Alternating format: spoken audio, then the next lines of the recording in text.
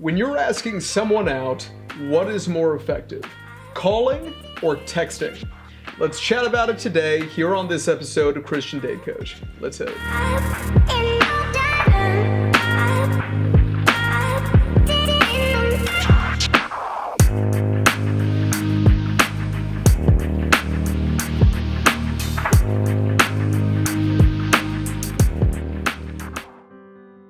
What's up, everybody? My name is Dr. Phoenix Singh. It's a pleasure to be here with you today for this episode of Christian Date Coach. As always, it really is a blessing to have you here. Please feel free to subscribe to our channel and hit that bell so you get notifications every time that we post new original content. What we try to do on this channel is cover the literature base. What is the peer-reviewed, published research literature saying about all kinds of different issues when it comes to attraction, dating, and relationships. Now, for me, I find myself to be very passionate as a Christian to be able to work with and help other Christians, but as somebody who was a lifetime atheist until I was 22, please know that if you're not a believer, this channel is definitely also for you. It's a pleasure to have you here. One of the things I take really seriously is kind of not proselytizing. I think that there's a great saying out there, which is some people need to hear a sermon and some people need to see a sermon lived out. And for me, I definitely try to be the latter to the extent that I can. Obviously, I fail at it every day. Part of being a Christian is kind of accepting that we need God because all of us are so incredibly imperfect, and I count myself amongst those imperfect persons. So in any case, feel free to follow me at the social media accounts below, and certainly if you are a person of faith, at the very end of this video, I'm going to give you some contact details, and if you'd like to set up a one-on-one or group coaching session for yourself or you and some friends, you can let me know, and I'll also give you a website where you can also schedule to have me come and speak to your congregation, which would be a real blessing for me to be able to do. So let's go ahead and jump right in. So today we're going to be speaking just briefly about some phenomenological research findings. Now, phenomenological research is essentially a qualitative research methodology that you can think about it things like, focus groups and surveys and these sorts of things, right? They're more qualitative in nature than they are kind of, straight up quantitative, regression, correlation, survival analytic techniques, etc., right? This phenomenological research. And so what we have seen, especially over the last few years, it's really tanking now, but calling to ask someone out is down over 50% now, right? And to be honest with you, I think it's only going to continue to go down. So in terms of in the average year, it's under 15% of all kind of the asking out is still done by men. And it's interesting because when you do take a look at focus groups, etc., what you still end up finding is that in terms of, who's doing the asking out, the preponderance of women, regardless of, what they think about, certain concepts, such as, gender identity and feminism and all these sorts of different things, right? Overwhelmingly, regardless of what they think of that, still strongly prefer the man to be the one who asks them out. And it's interesting because the overwhelming majority of women, though, do say that if they really liked a guy, that they would ask them out. But again, what you see is that it really doesn't happen, right?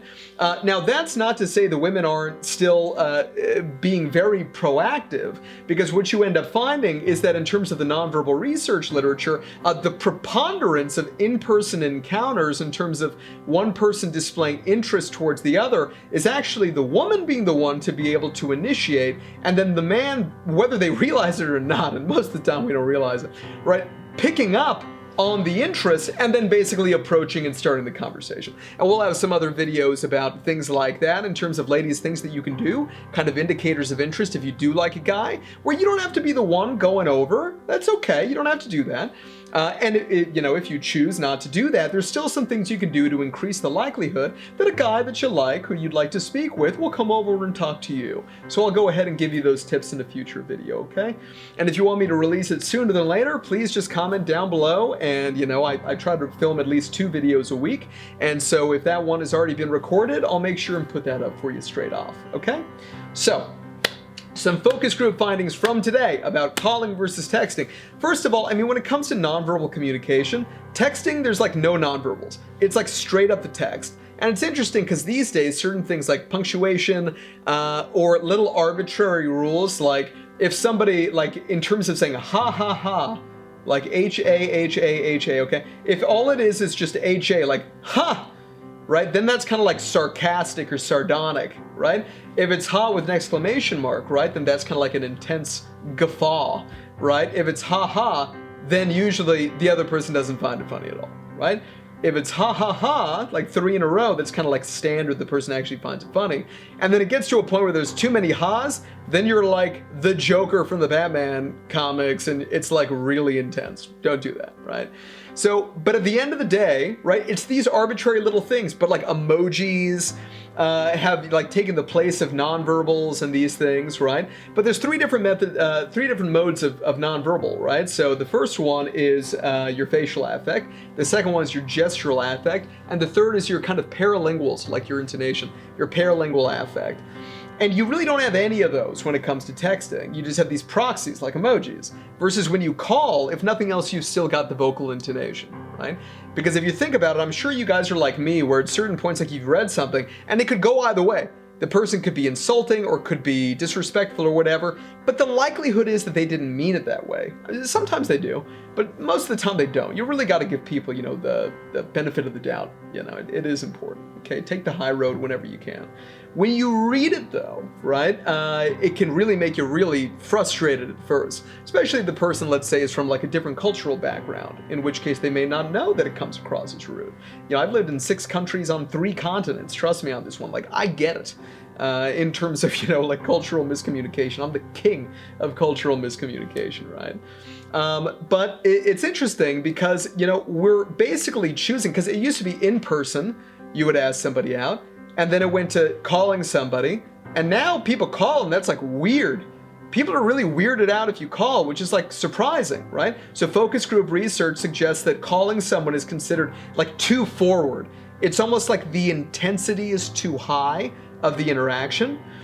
Now, the good news is that it's also perceived, though, based on research findings, that calling shows that the caller has confidence, has like increased confidence. That's a good thing, right? And it's funny because when you take a look at men and you take a look at women and you ask them what they think about phone calls, women self-report they love getting phone calls. They love getting the phone call, but they don't love picking up. They don't like picking up. What they do is that they get the call and they're flattered that somebody's calling, then they let it go to voicemail, and then women self-report that they use the voicemails as like a screening mechanism. And then they can listen to it multiple times, etc. This is the thing with social media and with texting and all. You can read something 10 times and try to read something into it. That's not how it used to be, right? It used to be something where you say something in person, and then like you can't really remember how they said it or what exactly they said, etc. That now you know, 10 years after a relationship is broken up, you can go back and be like, you know, what did, you know, Cindy say to me or whatever, right? You can do that now, but historically you weren't able to, right? Now again, no nonverbals in texting though at the end of the day really makes it hard. And that establishment of a permanent rereadable record can really wreak emotional havoc on you, because we're a lot more forgiving of an incorrect turn of phrase if we say something. And even usually like when we say it and it doesn't come out well, we usually correct ourselves right away or pretty quickly. But if it's in text, the person can just keep going over it. And you know, it's a form of anxiety, right? In terms of anxiety symptomatology is rumination. You're ruminating and you're what's called catastrophizing. Catastrophizing is you take this small thing and it just rolls and rolls, and as it rolls, it gets bigger and bigger, right? So think about it if you're at work and your boss calls you into the office or whatever and says, you know, hey, Singh, I need to talk to you, right? And then in your head, it's just like, oh, if my boss needs to talk to me, then that must mean that I'm in trouble. If I'm in trouble, then I could lose my job. And if I lose my job, then I'll lose my wife. And if I lose my wife, then life won't be worth living, and then I'm going to be homeless, and I'm going to be blah, blah. Do you see how quickly that escalated so fast? It's a natural human thing, right?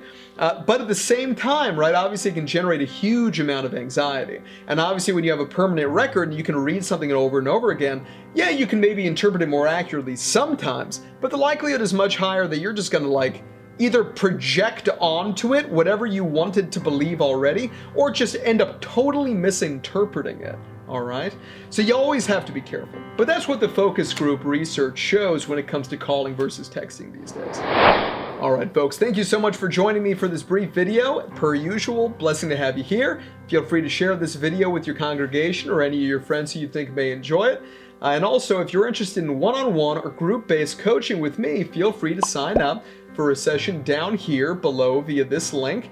In addition, you can also invite me there. I've got my email address. You can shoot me an email to come and speak to your congregation. I do that all the time, and again, it would be wonderful to do that for you, whether it is to a singles ministry or a couples ministry or to the entire congregation. It is a blessing regardless, and I thank you in advance for the invitation.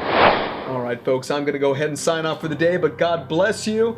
Please do take care of one another, and don't forget to get out there, take chances, and be your best self. See you in the next one. Thank you so much for stopping by. If you enjoyed that episode and you'd like to see more original content, then please do click on one of the links right here. I hope to see you in the next one.